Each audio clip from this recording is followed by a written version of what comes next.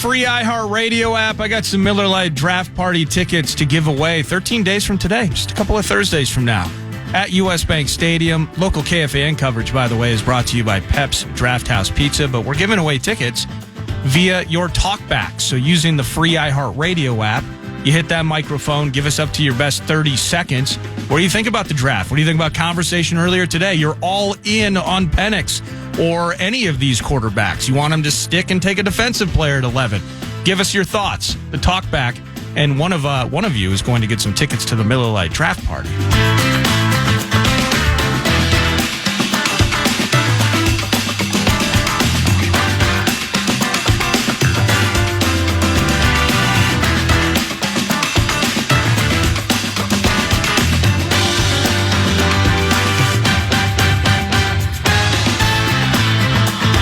Breaking news, Paul. What happened?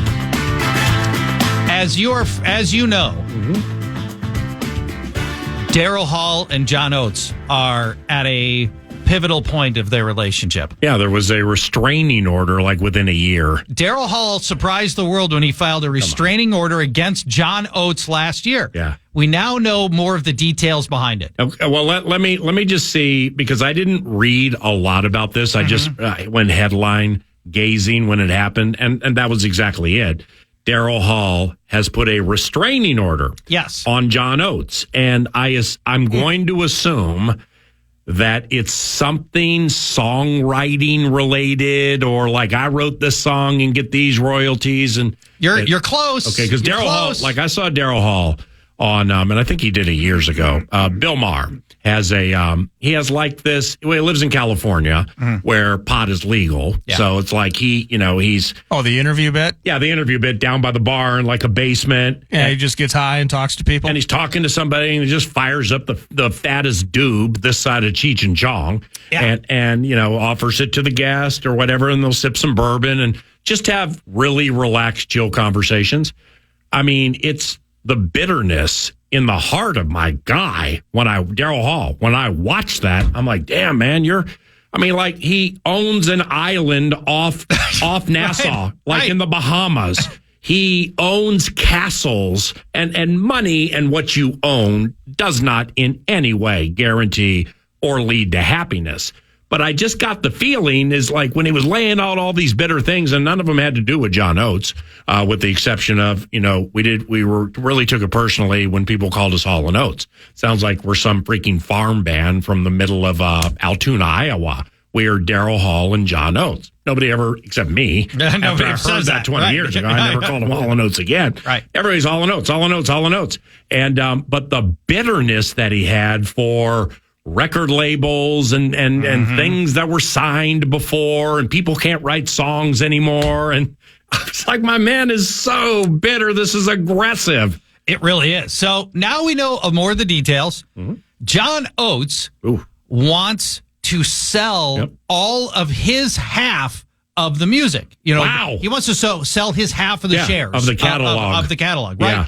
Daryl Hall does not want him to, and went to a judge and got a temporary restraining order against Oates from selling his stake. Wow, is John busted? I mean, it makes you wonder, are his right? dreams not coming true? He can't. Is his kiss on nobody's list? Seriously, is he not Rich Boy? Apparently he's not. Hall described Oates' actions as an ambush and a betrayal. Ooh. And said, wow. I believe that John Oates timed the unauthorized transaction to create the most harm to me personally. Yeah. That was a quote. By the way, there is a chance Daryl Hall's son, Darren, who was conceived in Minnesota and at last check lived in Minnesota. Okay. His name's Darren Hall. Darren Hall. If he's listening right now. Yeah. There's a sliver of a chance because he's got to be in his 40s or 50s now. But yeah, there was I believe it was from, I don't know who it was from, but Daryl Hall was dating a flight attendant named Sarah Allen. And is that Sarah Smile? That's Sarah Smile. And Sarah and her sister Jana wrote music. Well, Jana was part writer for Kiss on My List. I think You Make My Dreams. So like Jana Allen wrote a bunch of songs and Daryl and Sarah were together. Sarah was a flight attendant, thus from the Abandoned Luncheonette album, Daryl wrote a song for her, Daryl and John, called Las Vegas Turnaround. Yeah. Sarah's off on a turnaround, flying gambling fools to their holy land, Las Vegas. Right. Sometimes she's here, sometimes she's not around, turn around. So it was it's called Las Vegas Turnaround, the Stewardess song. Wow. And so anyway, but that's right around the time Darren Hall was conceived in Duluth, Minnesota, I believe. And at last check, still lived here, and he might be listening right now. You don't get a lot of detail on the conception of people, but noted for that. That's not Daryl's real last name. He was born I didn't know that. Daryl Franklin Hohl. Daryl Hole. It's the O or the with the two dots over it. He's got German. An umlaut. He's an umlaut guy. Umlaut, yeah. Wow. So he's German by descent from Puttstown, Pennsylvania, and his mom, unbelievably accomplished, I think, gospel singer in the Pennsylvania area outside of Philadelphia. And so therefore that's how Daryl started learning to sing from his diaphragm at a very young age. She sounded there's a book called Dangerous Dances that does, it's like 30 years old, but of course I've read it. And like it was almost militaristic how his mom was making him at a very young age learn to sing from his diaphragm. Wow. Like he would do like these, the way it's described, some type of like drill or exercise to get him to sing from his diaphragm. I mean, good for Daryl that his mom did that. Yeah, worked out. Because it worked. And she taught him to play piano. He's an unbelievable pianist. But anyway. John Oates has a new solo album you may or may not know. Yep.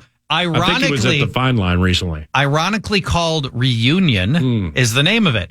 Now, we got a little more detail on why Oates wants to sell his half of the catalog. Yeah. He says during the pandemic, when they could not tour, he realized he didn't want to tour, that he was done touring. And the quote here from John Oates is, I understand why people come and want to hear the big hits, and those songs are going to live forever. But I wanted to relegate them to the classic file that they're in, and I wanted them to be heard in the best possible light, the way they were when the spark was on in the 70s and 80s. Yeah. That's when those songs really resonated.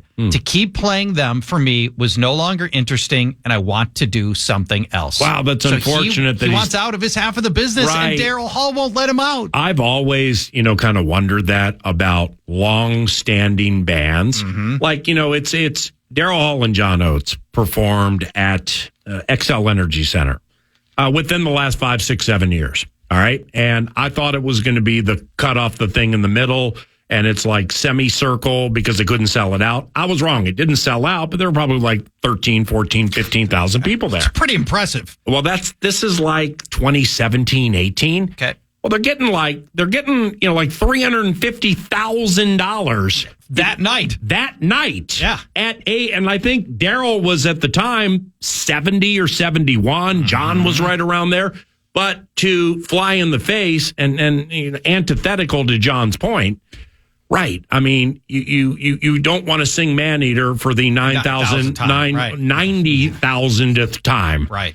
But people are there to see it, and they want to hear it, and they want if there's a twist to it, because that's always been one of many things that really drew me into them when I first saw them live on the Maneater tour in 1983. When I was a junior in high school, I saw them at the Forum, where the Lakers played in '83, and it's like their songs from the albums would be 3.5 minutes, 4 minutes, whatever, but they're like 6 minutes. Certain ones are like 6. Like I Can't Go For That. They stretch that sucker out to 7 minutes, end shows with it. The sax guy goes for 1.5 minutes that's not on the song. Then there's a bass solo and things like that. So their musicality is elite. It's elite of elite. The particular nature, you can just tell it was important to Daryl Hall and John Oates that we don't want to be like Van Morrison. I've seen Van Morrison. I like some Van Morrison songs. Everything was exactly like what you would hear on the radio. Yeah. No by-player interaction between the songs. That's not fun. Which is fine. And the whole thing took less than 90 minutes. Yeah. So it's Prince was like this too. It's the making the song sounds like what you have come to expect, but not exactly like the album. That was important to them. I think that is important. Now, if you're John Oates and you've decided you're basically done singing those old songs, why not sell your catalog? Right? Why not sell it? What's that catalog go for, maybe? God, we know the Beatles was like, I don't know, $1 billion, but they're the Beatles. Yeah. It's going to be many millions of dollars for Oates' side. And at his age, you better get it now. Yeah. He's got to be close to 80 years old. Right. I think Bieber sold his, and I could be wrong on this, but I thought it was like $200 or $300 million. Wow. Yeah. To just sell the rights to the catalog. Mm-hmm. And the Hall & Oates catalog is becoming less valuable with time. Yes. Just because they're so old, and these songs are now 30 and 40 years old. Yeah. So She's Gone. You know that song? Yeah, of course. Well, that, because slowish, very R&B-ish song. 72 or 3. So 1972 or 3. So that was like years ago. That was like their first hit. Their next hit was Rich Girl or Sarah Smile. Then we had a little break. And then the video age began, and you got the Voices album. Mm-hmm. And from the Voices album, they took the Righteous Brothers, You Lost That Love and Feeling, and blew it up. Yeah. So, and then Family Man on the Maneater album, I believe. Family Man, that wasn't their song either. They took a song called Family Man. It was a non-player in maybe the 50s. And took that and made a lot of money off that. Well, and then see just the bitterness of my guy, Daryl Hall. It's now in 83. I think it was 80. I was an intern at KISS FM. So it took place when that was taking place. Rick Dees in the Morning, stuff like that. Because this song came out. Paul Young took the last song on their 1979 Voices album, a 7-minute church song, church music, church organ, very slow. Yeah. One guy singing, just a keyboard, maybe a little drum called Every Time You Go Away. Well, Paul Young, every time I know you've heard it. Of course. It blew up. And Daryl Hall was so bitter that song was taken, and it basically they multiplied the earnings multiplied off a song that was too long to play on the radio that Daryl created. So Paul Young shortened it, sped it up, and crushed as a one-hit wonder. Daryl was bitter, and I was always thinking to myself, but Daryl cashed the royalty checks. Bruh, how can you be bitter when you picked off the Righteous Brothers? And that was like one of your first huge hits, with You Lost That Love and Feeling. But anyway. John Oates might be the good guy in this story. I mean, I don't know them personally at all, and you might have more insight into who they are as people. Yeah. But Oates might be like the normal, grounded one. Maybe. He wasn't the singer, so he wasn't the face of the band nearly as much. Yeah. So. Yeah, I don't even know what a metabolistic star is, but like Daryl Hall had this some weird star on his shoulder. Then he explained it one time, and nobody understood. Like a tattoo? What do you mean? It was a tattoo. Yeah. Okay. It's not. I don't know what it is, but but then like middle of the 80s in the calendar section of the LA Times or Rolling Stone, one of the two, I'll never forget it. Because I was a giant Daryl Hall fan, and when I moved from Washington D.C. to Los Angeles in '79. And, I'm a big Daryl Hall guy coming from D.C. It's like when you're in an virtually all black and Puerto Rican neighborhood and you're me. Yeah. And so, in Lucius Tisdale's backyard barbecues, every week I'd walk in, it was Heat Wave and Boogie Nights. And then it would go to the Commodores, Not Easy, Not Brick House, Machine Gun, or Just to Be Close to You, or Sweet Love, just obscure stuff. That's how I fell in love with that music. Well, when you're 12 or 13 and you're getting picked on a little bit, well, now here comes this 6'3" white guy with blue eyes who sings like the guys all my friends like. My parents love him. I'm like, hey. So that's when I started parting my hair in the middle, feathering it back, folding up my jeans, getting some off-white Kohans, popping my collar on my coat. I wanted to be Daryl Hall. And it kind of helped me fit in better within that within that community. And just when I got all that set, of course, we moved to Southern California. And Mick Jagger was asked at one point about best voices in the history of music, and people were rattling off names and everything, and he said something along the lines of, "Well, how do you leave this guy out?" Okay, I mean, this guy. What if Daryl Hall? Yeah, if you know what you're looking for in a musical voice and the range within one note and what he can do, there's nobody that's ever been better. Wow. And that's Mick Jagger. So I'm like, now granted, I'm in the Los Angeles area at that time, but I'll fold that thing up, send it back to the Miles Spires family, try to get Lucius Tisdale's address and say, see, told you he could sing, told you he was as good as Luther Vandross. Yes. We argued that for an entire year when I was in like 7th grade. Come on, man. And I got Mick Jagger on my side. Yeah, so Mick Jagger, where you got Bootsy Collins on your side? What, Rick James ever say Vandross sings better than Daryl? Come on. I'm definitely on Oates' side. Like Kiss sold there. I found some website. Kiss is sold for $300 million. Holy cow. Rod Stewart, $100 million. Bob Dylan, $300 to $400 million for his catalog. And then Sony got the master recordings.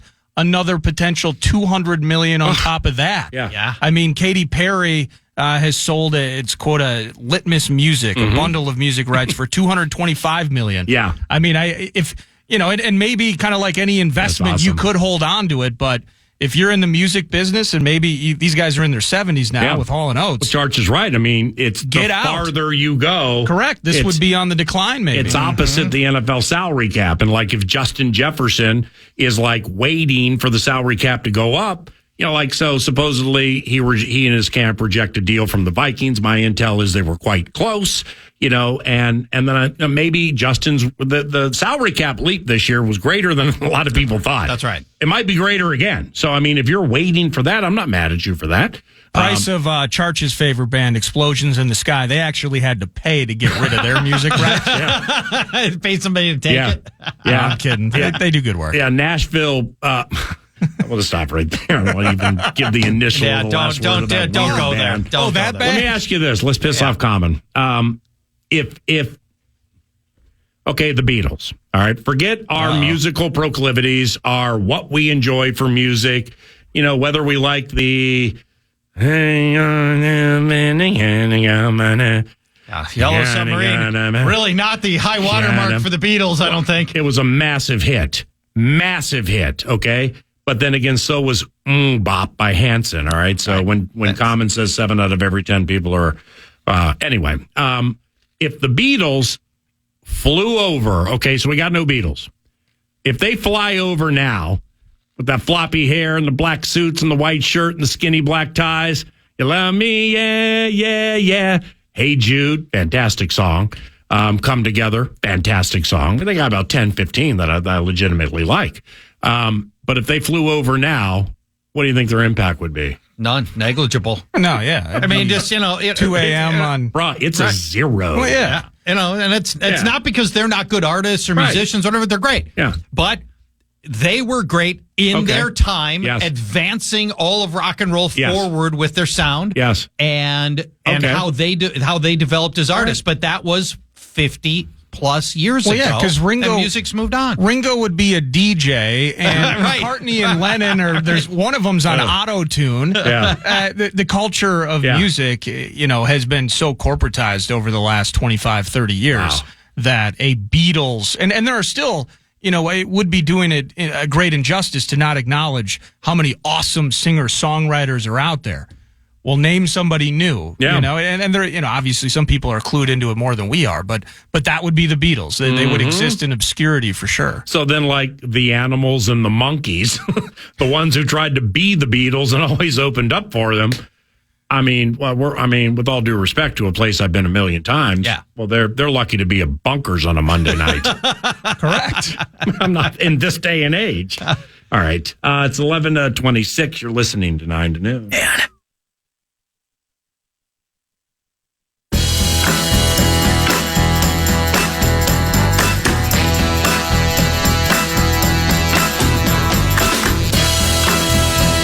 To noon, it's the Friday Football Feast, 11:30 a.m., and I appreciate all of you sending talkbacks. Free iHeartRadio app, hitting that microphone, sounding off, and talking about the NFL draft. And I got a few that I'd like to play here, and one of you is going to get a pair of tickets to the Vikings Miller Lite draft party at US Bank Stadium just 2 Thursdays from now. Looking forward to that. Here's number one. Hey, PA in charge. Monty here from New Hampshire. I'm just wondering about what you think about the 6.5 win total for the Vikings this year. How much of that could be due to the fact that all the teams in our division have seemed to be getting better, and we've kind of stayed still and presumably are going to draft a rookie quarterback. So I think it's a lot. Well, I think it's a lot because we most have a years third place schedule, right? Or we didn't finish last. No, it's third place. Bears schedule. finished last. Third place schedule. Yeah, third place schedule. Go ahead, But Birch. most seasons we could roll in going 2 wins against Detroit, 2 wins against Chicago. In all probability, 3 at the worst case. Okay. This year, that is not the case at all. It is this a harbinger? I mean, seriously, I just went to Vikings.com to get the 2024 schedule, and it says, sorry, broken link. You lucky suckers. I'm not kidding. Sorry, broken link. Take me to the homepage. Wow. Yeah. We know the teams are Better playing. not be a harbinger. We know if they're. I don't think we know all the aways and homes, right? Yeah, we we know. do. Well, we know the opponents. We know the opponents, Yeah. but you don't necessarily know. We're going to lose a home game to London. So that's not going to be a divisional game. So it's Yeah, we got 9 home, 8 away, and one of them's going to be one of the home games is in London. So, but it is indeed a third place schedule. Yes, I don't know. I mean, look, a lot's going to change. We could feel very differently, and we'll probably get a lot more optimistic as we get closer to the season. Here's the alphabetical schedule. Okay, so the schedule, I believe. So let's see. The NFL's playing games on Christmas is on Wednesday. Yeah. So let's see. We have 2 Christmas games on a Wednesday. Yeah, the NFL was just so super giving and kind and thoughtful to not have Christmas Eve games. Yeah. Even though arms were being twisted, they're like, no, you know what? Nope, it's a very important day for people, so we're not going to do it. But we're going to have 2 on Christmas Day. Well, by the way, just monopolizing the NBA's real estate. Crushing the NBA, They've had right? Christmas Day games for how many years? And the NFL just said, that's cute. ours now. Okay. Yeah. You want to talk about monopolizing moments? Wait till the schedule release bit. I'm telling you right now, they'll wait until a part of May until it's game 7 of some. Well, what do we got? We got Avalanche and Vancouver game 7 here. And we have Boston and Miami game 7 here. Mm-hmm. Yeah, let's release the schedule that day at about 6 o'clock, right in the face of it. But you know what? It's the most popular. And if you don't believe so, just ask it. But nevertheless, so the schedule will come out somewhere around mid-May. Mm-hmm. But alphabetically, I mean, let's do the old win-loss thing just to get mental gymnastics. Yeah, mental gymnastics off Monty from New Hampshire's talkback. Monty, what's up? Arizona at U.S. Bank Stadium, win. Atlanta at U.S. Bank Stadium, win. No. Come on. Against Kirk? They ain't letting Kirk roll. You think Flores? You remember Kirk against the Flores defense during training camp? You probably don't. That's not. Nordo does, and I do. That's not even relative to this conversation. Atlanta's not as good as everybody else says. Okay, they're not a cinch to win their division. They were all out. They have flashy names, but what do they get out of it? Kyle Pitts. What have they gotten out of it? So we'll see. But they could win that game. It's a home game. Bears split, sweep, or get swept. Vikings will lose both to the Bears. Okay, Lions lose both. Yep. Packers both. So you're out of your mind. You're playing a freaking foil role right now. So you can spend your entire weekend arguing with people who are against your take, and you got something to do. They're going to win one against the division. I don't know which one, and probably the Bears. But I think that's it. You think? I ain't going to say this on the radio. I'm going to go to break in a second, and I'm inches from taking all your money. We'll just leave it like that. If you tell me one win in the division, okay, well, we're going to discuss this. All right. I mean, remember the conversation with the Green Bay writer who tried to tell me I was lying about that Aaron Rodgers stuff? And I'm like, I got a briefcase next to me. I'll find $10,000. I'm putting it in that briefcase, brah. Well, and I'll meet you in Hudson. And I will show you my phone and where it came from, and we will call that person. Oh, by the way, the firestorm after kind of justified what I was saying.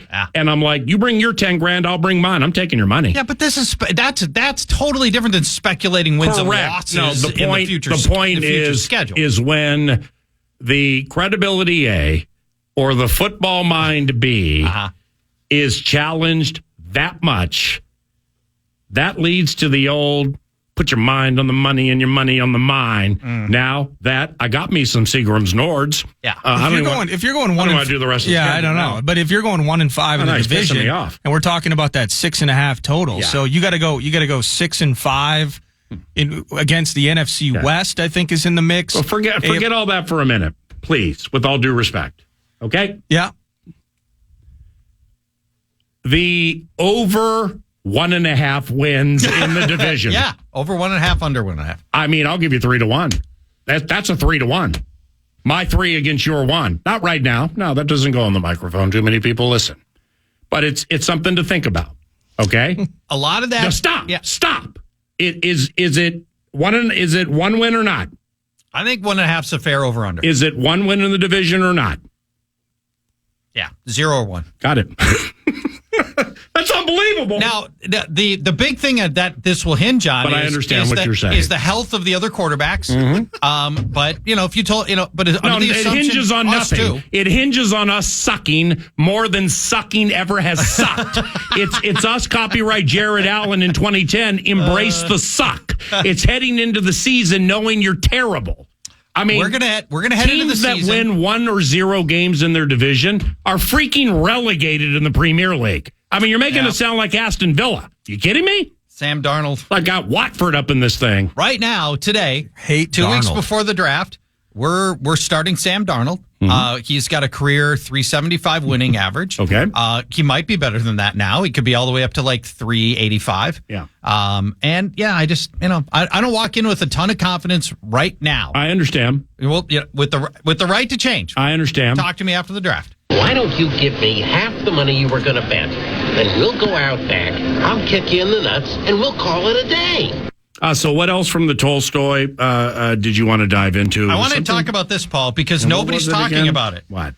Why doesn't anybody ever talk about the Vikings moving down? Everything in the draft is move up, move up, move up, move 11 up. back, 23 back? Yes, and here's why. It's because it doesn't make sense, and only you think it's going to happen. As it stands, they've got 11, they've got 23, and then they will not pick for 85 straight selections. Right.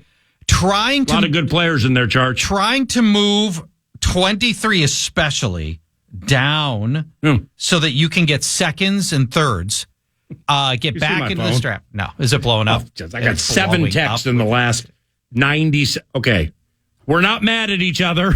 Okay, that's just, it's radio. You can't see us. Well, 5 of them are from Howard and the mailman. I winked at him 3 times, okay, during the conversation. But the landing spot of the conversation remains the same. I'll just leave it at that. But no, we're not mad at each other. I rarely yell like that, but I was not yelling in mad passion. All friends and family members who have known us together for nearly a quarter century. No, I'm not going Daryl Hall on his musical catalog. Okay, so anyway, go ahead.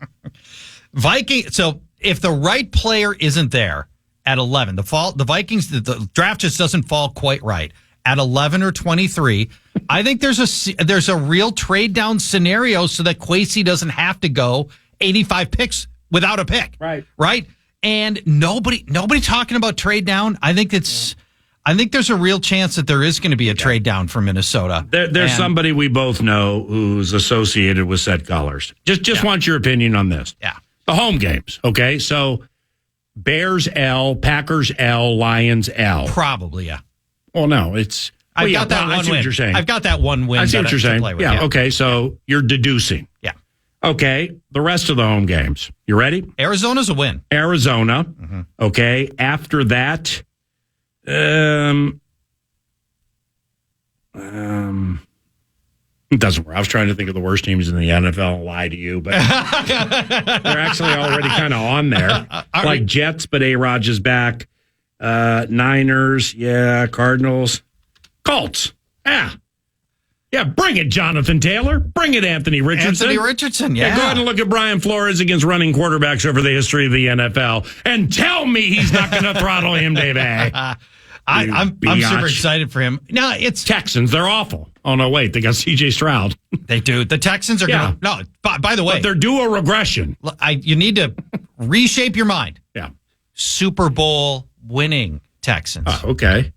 Texans. I think Texans are going to win the Super Bowl. the Super Bowl. I think Texans are going to win the Super Bowl. I've bought my ticket at Difficult to Diamond argue Joe's. it. I wouldn't book that bet. Let's put it that way. I mean, it's got to be what, 20-1? Yeah. 23? Yep. Well, I think the Vikings are 80-1 to win the Super Bowl. Right. Like 40 to get to it, 80 to win it. Yeah. Okay. So, well, I know it's Pom Pom Radio. I'm cheerleader guy. I'm Barney the Purple Dinosaur. All the stupid metaphors or comparisons or imagery or whatever over the course of the years. But the 6.5, I mean, that's Paul, they won 7 games last year. They used and 4 freaking quarterbacks, including one who only could run, couldn't pass, and almost got KJ Osborne and Justin Jefferson killed. They had a 7-win season last year. They had a 7-win season in 2020. We're That talking about doesn't just count. dropping It was half. the pandemic. That was when Nobody they had saw Kirk it. Cousins rolling into those seasons. Nobody saw the pandemic games. Okay, they just were made up on TV. They didn't really exist. With fat heads in the stands. They didn't exist. Like it's the 2020 season was that of a Bigfoot sighting, okay? It was Loch Ness monster terrorism. I think the Vikings are How'd they do that first year with KOC? half a game worse than the 2023 and 2020 seats. Okay, and you have a right to have that opinion. Yeah. That opinion until further notified is going to be known as Damian Pierce Prattle. And we'll just leave it at that. I can't wait until tomorrow. And your talkback of the day winner is... Yo, what up? This is Daz in Duluth. Say, I don't mean to get all obscure, but I'm just kind of curious if there's been rules to curb this. What if one of these top quarterbacks comes out and says, Chicago, sorry, I don't want to play for you. Or Washington, I don't think so. You guys better not draft me because I'm not coming. What if they come to Minnesota, love it, and say, I need to go here and tell the top teams, see ya, I'm going to MN, baby. Well, if the excellent talkback, by the way, my man, if the general managers, team presidents, or whatever for those teams catch wind, that may be the case. I mean, it like say the Bears let, instead of Ryan Poles, Kevin Warren gets to make the call to some old friends here in Minnesota. It's like, Rob, how you been? Yeah, I know, the asking price, because we talked about it, just in passing, was this, and this for Caleb. Man, we'll take 23. Want a handshake? What? Yeah, just 23. Well, what's wrong? Do you have one leg? But that's what you do. I mean, if you catch wind that something like that is going to happen, or somebody's going to be playing the fool's card and not want to roll into a situation, then obviously you try to trade. Yeah, I don't think that's happening here. If the Bears have already sussed this out fully, or they would never have traded Justin Fields away. How about our feast next Friday at Savage after the Vikings trade up to 3 or 4 Thursday? Listen, I'm not opposed to that happening. And I'm making the whole thing up. But say something like that happened. Yeah. Please, please, please, for the love of my 58-year-old heart, tell me you're not going to spend the first 15 minutes bitching about the deal. Please. It depends on what we give up. I'll leave. Hopefully not. I will leave. I will leave Buffalo Wild Wings Savage and head into the weekend. Do not abandon the feast. Well, do not throw don't throw a wet blanket on top of an historic situation or something that never happens. We never get trades like that well before the draft. No, and I don't think we're going to get one next Friday. Well, probably not, but I'm just worried you're going to ruin it. I've been positioning this whole time that the Vikings are not going to end up finding a trade partner and moving in. That's kidding. That's not to say that I don't want them to. Right. No, it is. It's not. No, with all due respect, that's why you got loud earlier. I read your notes. The audience doesn't. Okay. Yeah. I can tell we've been friends for 20 years. It's about the 20th anniversary of you taking me and Kamala to South Florida with Bo Mitchell and Guy Green for fantasy football, the golf magazine, golf version, yes. Where I met Frank Nobilo and I met BJ Singh and I met Montana Thompson, the caddy who had multicolored eyes and it's looked like David Bowie. I wanted him to sing changes. So I stood next to BJ Singh. I thought I was, next to Mark Eaton with a tan. I mean, that's how big and thick he was. So that's how long our friendship goes. What are we talking about again? Montana Thompson. No, we're talking about you abandoning the feast. Don't want the Vikings to trade up because you don't want to be wrong with your take. Be honest. No. You're full of crap. No, that's not You're it. lying. I just don't see a viable pathway, a very likely pathway to move on. Oh, really? So you're right and the world's wrong. Yeah. What everybody says, including me, who, come on, man. I mean, here's the thing. You're being way too prideful with this. Maybe. That's possible. No, that it's is fact. That's possible. I just don't think 1, 2, and 3 are available. And the first 3 picks are not going to be available for trade. You're out of your mind. And I think there's too much competition for the picks at 4 and 5, and those teams don't need to move. But you're forgetting a key part of the equation, that maybe the constituents running 3, 4, and 5 think they can get exactly what they want at 11. Maybe. Hey! Maybe. Yep. What do you think? Otherwise, this is your mantra for the draft for the Vikings. That's what this team is all about, defense and breaking hard. Excellent job today. Thank Thanks you very a lot. much. All right. Have a good weekend. Love you very much. Say it back. Love you. Love you. Love you too, Nordo. And here comes the wrap on the show. Wraps on the show 9 to noon, brought to you by Casey's. Casey's Rewards, saving on food and fuel, and the pizza. It's all-time pizza at Casey's. Near the end, the Friday feast gets tense. I mean, Chart's never known for sitting on a fence. The duo were almost in a verbal car collision as Charts thinks the Vikes only get 1 win in the division, and a take that is certainly a fire feeder. Dauber down on the perpetual purple cheerleader. Not exactly a winner for the people meter, unlike Lakeville South's rendition of Street Beater. It's a 3-seater here on the Friday feast. Chad Greenway in the mix. He was heavy on the yeast. One topic show. No more room in the boat with a small deviation. Turmoil with Hall and Oates. After an easy winter, no one was scarred. Now the sun is here. Time to work in the yard. First time in a decade I didn't use my snow blower. Time to crack a beverage, go for a ride in the lawnmower. What you just said is one of the most insanely idiotic things I have ever heard. Podcast today's Paul Allen Show, or listen back to previous show and interviews by going to the iHeartRadio app or KFAN.com.